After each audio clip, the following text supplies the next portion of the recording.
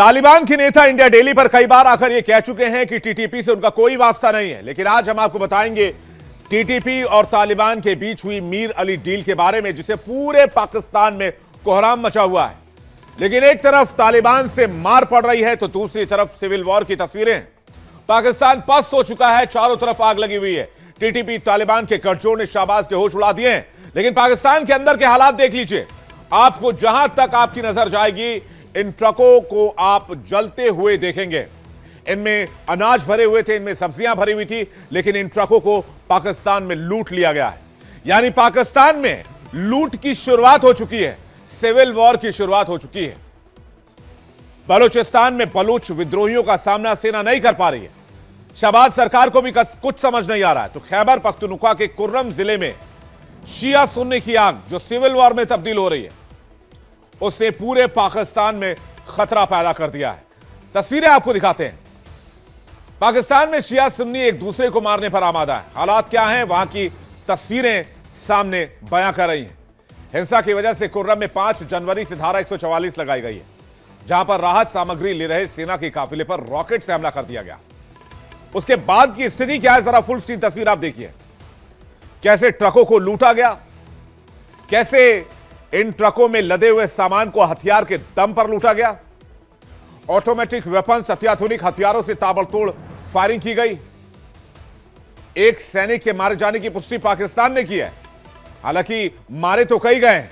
और इन ट्रकों को लूटने के बाद इन ट्रकों को आग के हवाले कर दिया। पाकिस्तानी अधिकारियों के मुताबिक जवाबी कार्रवाई में 6 हमलावर मारे गए हैं और कई के घायल होने की खबर आ रही है। हमले के समय क्या हालात थे, उसकी तस्वीर जरा देखिए। पहले हमला किया गया, फिर हथियार लहराते लूटपाट की गई और उसके बाद ट्रकों को आग के हवाले कर दिया गया। खैबर पख्तूनख्वा यानी कि केपी के कुर्रम जिले में 2007 के बाद से यह अब तक की सबसे बड़ी हिंसा बताई जा रही है और इसके सेंटर में बताया जाता है कि शिया सुन्नी के बीच कंट्रोवर्सी है। इसकी शुरुआत नवंबर 2024 में फिर हुई, जो अभी तक शांत नहीं हुई है और अब वहां पर मामला लूटपाट तक पहुंच गया है। इसकी वजह से कई हफ्ते से सड़कें बंद हैं, दुकानें खुल नहीं रही हैं। 2 महीने के लिए धारा 144 लगा दी गई है, जिससे खाने पीने के सामान की दिक्कत हो गई, दवाएं तक नहीं मिल पा रही है, जिसे लेकर सेना का काफिला जा रहा था, जिस पर हमला किया गया और इस पूरे काफिले को लूट लिया गया। पाकिस्तान की सेना मुंह ताकती रह गई और पाकिस्तान की सेना हाथ पर हाथ धरे रह गई और वहां के लोगों ने पूरे काफिले को लूट लिया। आप अंदाजा लगाइए, एक तरफ से तालिबान एंटर कर रहा है, अंदर टीटीपी बैठा है, बलोच लिबरेशन आर्मी बैठी है और अब कुर्रम जिले की तस्वीर जहां लोग सेना के काफिले पर हमले करके सब कुछ लूट ले रहे हैं। पाकिस्तान के हालात का अंदाजा खुद इन तस्वीरों को देखकर आप लगा सकते हैं।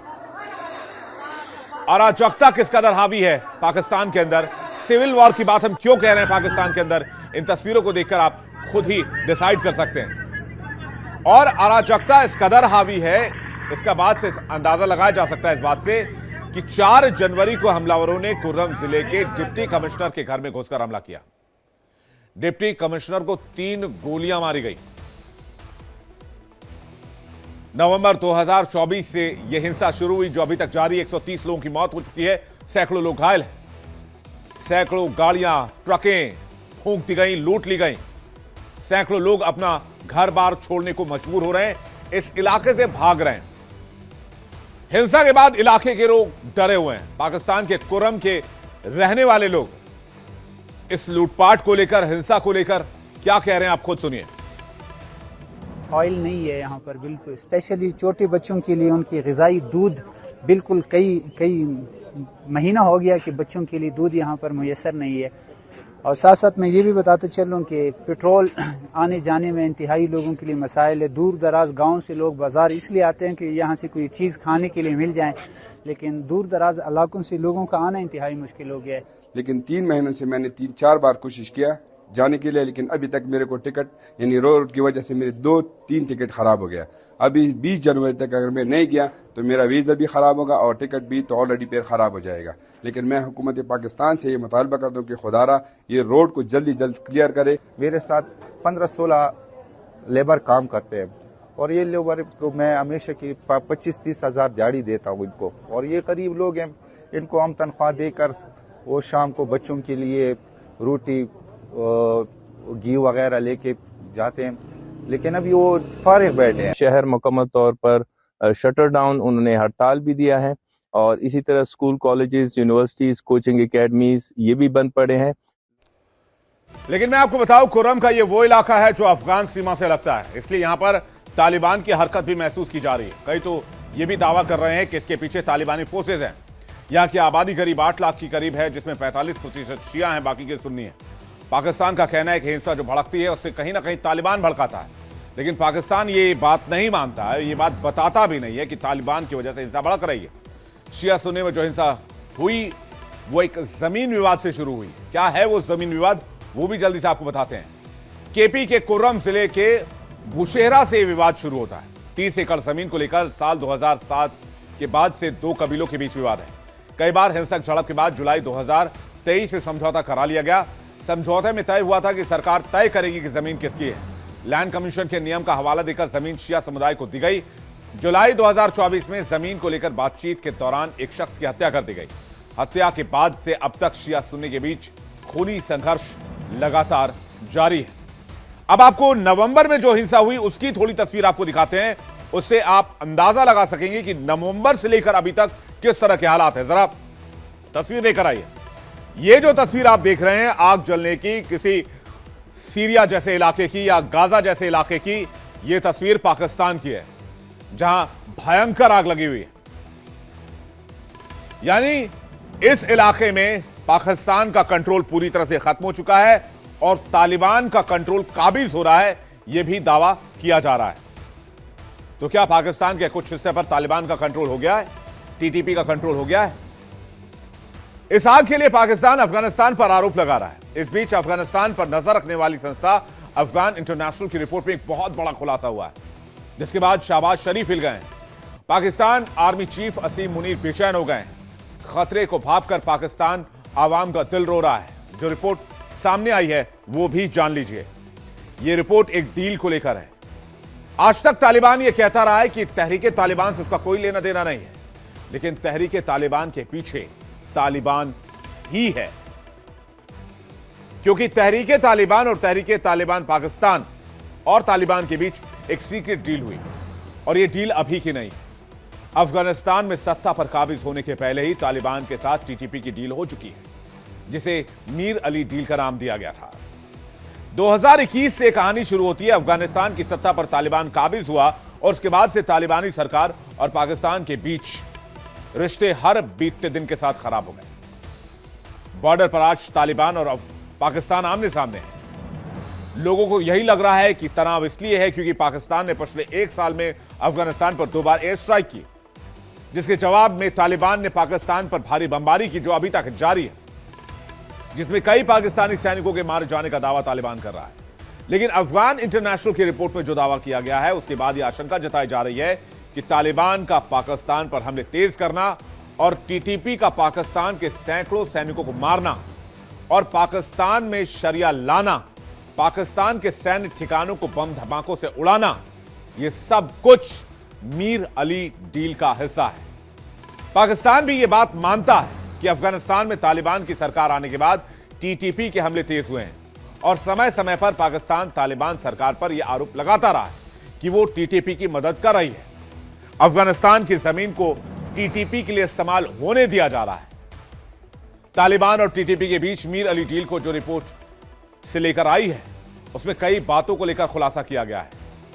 मीर अली डील के तहत तालिबान ने यह शपथ ली थी कि अगर उनकी जीत अफगानिस्तान में होती है तो वो टीटीपी और अलकायदा समेत कुछ दूसरे संगठनों को पाकिस्तान पर कब्जा करने के लिए मदद करेंगे, जिसके बाद पूरे पाकिस्तान में शरिया लॉ इंपोज किया जाएगा, डाला जाएगा, लाया जाएगा। रिपोर्ट के मुताबिक टीटीपी ने यह डील तालिबानी गृह मंत्री सिराजुद्दीन हक्कानी के साथ की थी। हक्कानी को पाकिस्तान की खुफिया एजेंसी आईएसआई ने ही खड़ा किया था। रिपोर्ट में यह भी दावा किया गया है कि मीर अली डील पर टीटीपी और अलकायदा के कई कमांडर, हाफिज गुल बहादुर समेत कई संगठनों के लोगों ने हस्ताक्षर किए हैं। हाफिज गुल बहादुर टीटीपी का अहम सहयोगी है। जिसके गुट को पाकिस्तान ने आतंकी घोषित किया हुआ है। दावा तो यह भी किया गया है कि जब से यह डील हुई थी तब तालिबान सरकार के गृहमंत्री सिराजुद्दीन हक्कानी तालिबानी सरगना मुल्ला हैबतुल्लाह का सबसे खास हुआ करता था। रिपोर्ट के जरिए यह भी पता चलता है कि तालिबानी सरकार बनने के बाद जब पहली बार पाकिस्तान ने अफगानिस्तान पर अप्रैल 2022 में हवाई हमला किया, तब रक्षा मंत्री मोहम्मद याकूब मुजाहिदीन ने टीटीपी और हाफिज गुल बहादुर गुट के नेताओं को समन किया था। इस दौरान हाफिज गुल बहादुर गुट ने मोहम्मद याकूब मुजाहिद को मीर अली डील पर हुए दस्तखत दिखाए थे। इसके बाद तालिबान की तरफ से सपोर्ट टीटीपी को और बढ़ाया गया।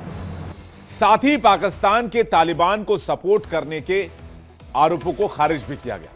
यानी तालिबान एक तरफ से पर्दे के पीछे से मेन खिलाड़ी बना रहा, लेकिन असल भूमिका में टीटीपी था,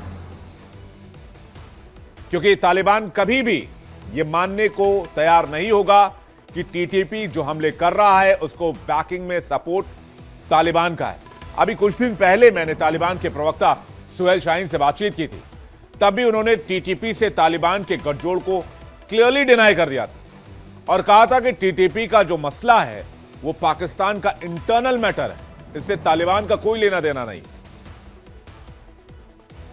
टीटीपी पाकिस्तान का अंदरूनी मसला है। उन लोगों का कुछ ग्रेवेंसेस है जो वो चाहते हैं कि वो एड्रेस करे, अथॉरिटीज़ उसको एड्रेस करे।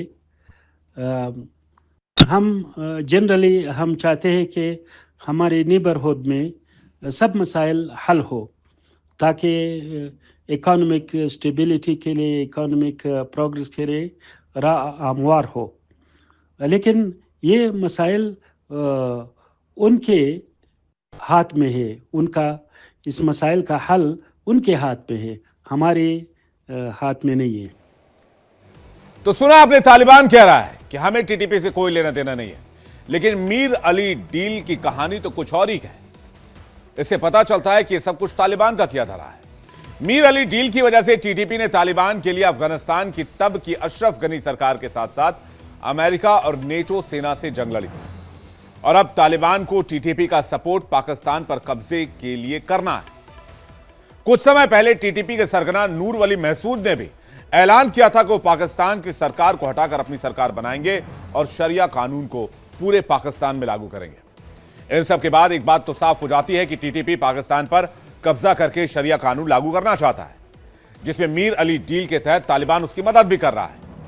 तो आपको यह भी बता देते हैं कि आखिर शरिया लॉ क्या है। क्या है ये शरिया कानून? शरिया एक तरह से इस्लामिक कानूनी व्यवस्था है जिसमें कुरान और इस्लामिक स्कॉलर्स के फैसलों यानी कि फतवों को मिलाकर इसे तैयार किया गया है, जिसे जीवन जीने का एक तरीका माना जाता है। शरिया कानून के मुताबिक बताया जाता है कि जीवन के हर पहलू को ऊपर वाले की इच्छा से कैसे जीना चाहिए। साथ ही इसमें अपराध पर कठोर दंड के प्रावधान होते हैं। मुस्लिम स्कॉलर्स के मुताबिक शरिया कानून में दो तरह के अपराध होते हैं। पहले को हद और दूसरे को तजीर कहा जाता है। हद में गंभीर अपराधों को शामिल किया जाता है जिसमें सीधे सजा दी जाती है, जबकि तजीर में जज के फैसले के आधार पर सजा दी जाती है। हद के अपराध में चोरी करने पर हाथ काट दिए जाते हैं। दूसरे गंभीर अपराधों पर पत्थर मारकर मौत की सजा दी जाती है। यानी पाकिस्तान पर अब शरिया लॉ नाफिज होने का भी एक बड़ा खतरा है। पाकिस्तान पर एक तरह से ट्रिपल अटैक है। अफगान बॉर्डर पर तालिबान का कोहराम है, खैबर पख्तूनख्वा में टीटीपी का कोहराम है, बलोचिस्तान में बीएलए का विनाश देखने को लगातार मिल ही रहा है। इससे साफ है कि पाकिस्तान के हालात बहुत अच्छे नहीं हैं और पाकिस्तान एक ऐसा मुल्क है जो टूटने की कगार पर है, क्योंकि सब अपना अपना हिस्सा इस मुल्क से मांग रहे हैं।